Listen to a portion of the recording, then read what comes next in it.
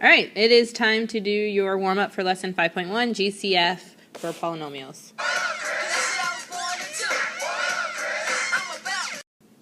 Here are the solutions to the warm-up. The property that is being represented here is the distributive property. And remember, with distribution, we're just multiplying things out. If you look through questions 5 through 8, do we have any like terms in any of those? We've got a couple that are close, right, but not exactly alike because this has an A in it, that has a 3 in it. But what I want you to do is just kind of take a look at the patterns that are here.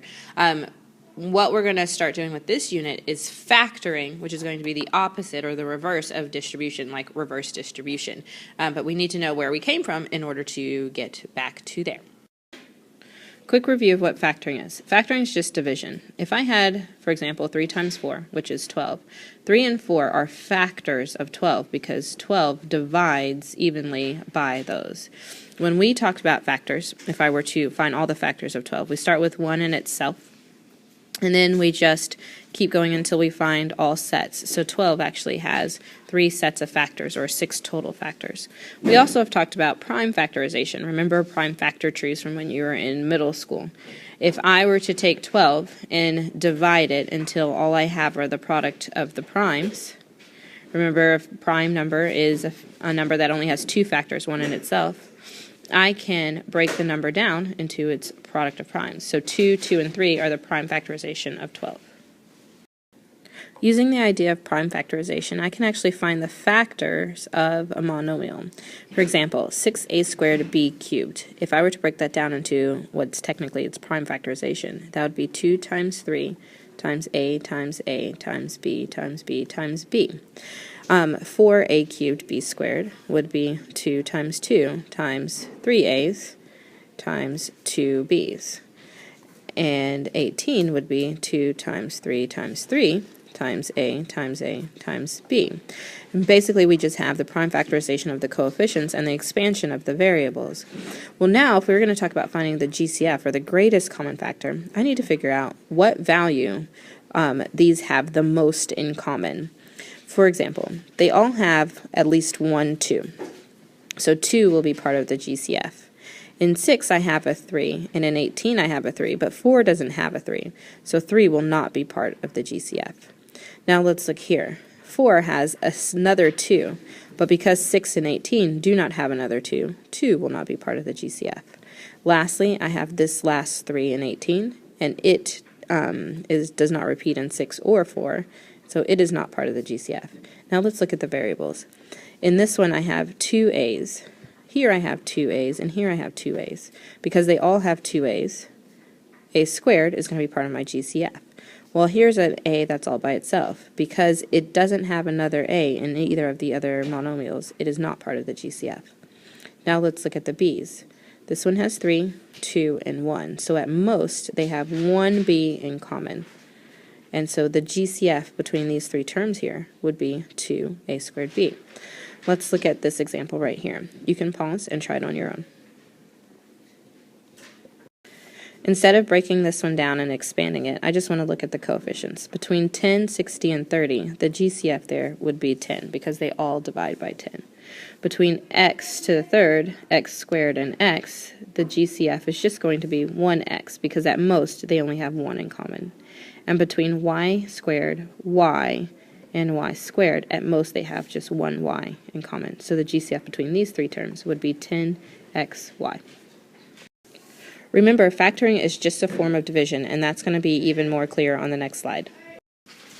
Now let's take a look at finding the GCF and factoring out a common monomial from different types of polynomials. The first thing that we're going to look at is 12y squared plus 20y. If I'm looking at this binomial, I need to ask myself, what is the GCF between the coefficients and the variables that are presented here? If I look between 12 and 20, the GCF is going to be 4, and so I'm going to write that right on the outside. Between y squared and y, the GCF is going to be y, because the greatest number of y's they have in common is just 1.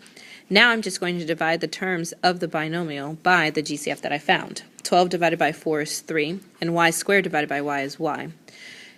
I'm going to make sure I have the correct sign between and then 20 divided by 4 is 5, and y divided by y is just 1. I don't need to write that 1 because 5 times 1 is itself, and I can close my parentheses. Before you do any more simplification, you should have a binomial inside the parentheses as well. So it should be a monomial times a binomial. To check to make sure that you did the right thing, all we have to do is just distribute to show that we had the right terms. 4y times 3y is indeed 12y squared, and 4y times 5 is 20y.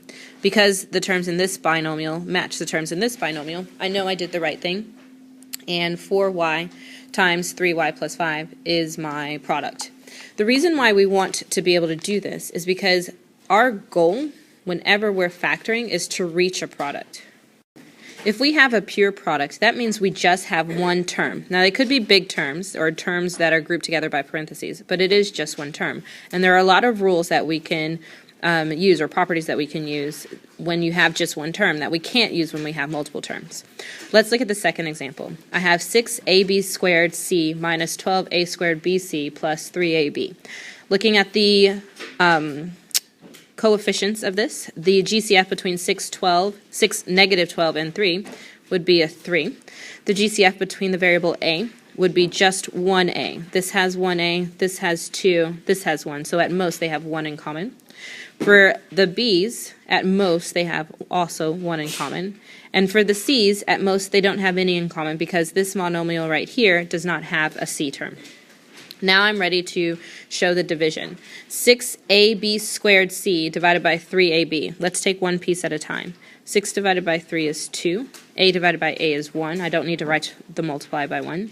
And b squared divided by b is b. And c divided by 1, because there's nothing there, is c. Negative 12 divided by 3 is 4. A squared divided by a is a. B divided by b is 1. And c divided by 1 is c. And then lastly, I have 3 divided by 3, which is 1, a divided by a, which is 1, and b divided by b, which is also 1. Using distribution, I can double check my work. 3ab times 2bc is 6ab squared c. 3ab times a negative 4ac is negative 12a squared bc. And then 3ab times 1 is positive 3ab. These terms match the terms that I had in my original problem, and so I'm correct. Go ahead and pause the recording right now, and you try the third one on your own. Okay, in this last one, they have at most 2 x's in common, and at most 3 y's in common. And then when I divide x to the third by x to the third, y to the fifth by x to the second, y to the third, I'm left with 1x and 2 y's. I need to write this down here so that I have more space. And when I divide x to the second, y to the third by x to the second, y to the third, I'm left with a 1, making sure that I check out that negative sign. I can distribute to make sure that I did the right thing. X to the second, y to the third times x, y to the second would be x to the third, y to the fifth, minus x to the second, y to the third, and that is correct. With practice, this process is going to become much easier. The next thing that I want to discuss with you is factoring out a negative. I like to call this my red flag, because sometimes it's really helpful to factor out a negative value. For the most part, we're going to learn to put all of these polynomials in descending order, and we're going to need to have the leading term or the first term in descending order be positive. And so we need to practice taking out a negative or a negative exponent. Let's look at this first example right here. Negative a cubed plus 2a squared minus 4. My polynomial is in descending order, but its leading term is negative. So what I want to do is divide out a negative 1 from every term. Remember, negative just is a symbol that means take the opposite of. And so what I'm going to do is take the opposite of each one of these terms in here. That just means all of the signs switch. And that is how you factor out a negative 1. If I look at the second example, not only do I have coefficients, but I also have variables that each one of these terms have in common. It is in sort of descending order, not really, but let's ignore that fact for a second.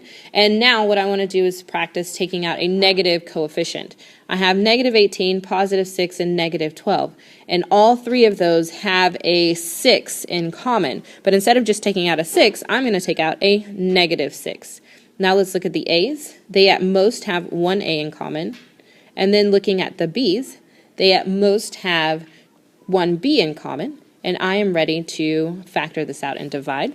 This leaves me with 3A minus, so it's a positive 3A, minus 1B. And then switch my sign again, because remember, a negative dividing by a negative is just taking the opposite, plus 4AB. Take a second, distribute that back out, and make sure that we didn't make any math errors. So what happens when our GCF becomes something that's a little bit different? Here we've got a GCF that is going to be a binomial. So our goal is to factor out the common binomial. Now remember, parentheses group things together, and we get to treat it as it is one thing. A great example of that would be if I've replaced the parentheses group y plus 2 with the letter p. So here, instead of saying 2 times y plus 2 squared, I'm going to write 2p squared. And instead of saying 3 times y plus 2, I'm going to write 3p. If you're looking at this binomial, it gets very clear that the GCF here is going to just be p. And so then I'm able to factor out a p. 2p squared divided by p is 2p. And negative 3p divided by p is negative 3. Well, that's pretty easy to look at. What I want you to see is that these two really are the exact same problem. And if I have 2 times y plus 2 squared minus 3y plus 2, that binomial, because there's only two main terms here, that binomial has a common factor of the group y plus 2. There are 2 y plus 2's in the first group. So when I divide one of them out, I'm left with just 1. And there's only 1 in the second group. So when I divide it out, I'm just left with 3. Now I'm able to simplify inside of here, collect my like terms, and it becomes a very simple product. So I have y plus 2 times the quantity of 2y, these are like terms, plus 1. You could distribute all of these back out and show that they are indeed the same thing.